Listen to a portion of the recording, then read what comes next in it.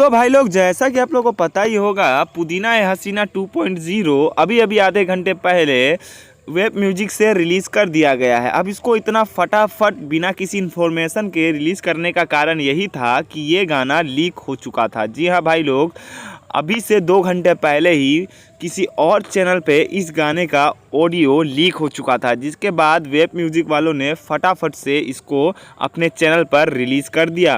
तो गाना कैसे लीक हुआ ये तो नहीं पता, ये तो बाद में पता चल ही जाएगा।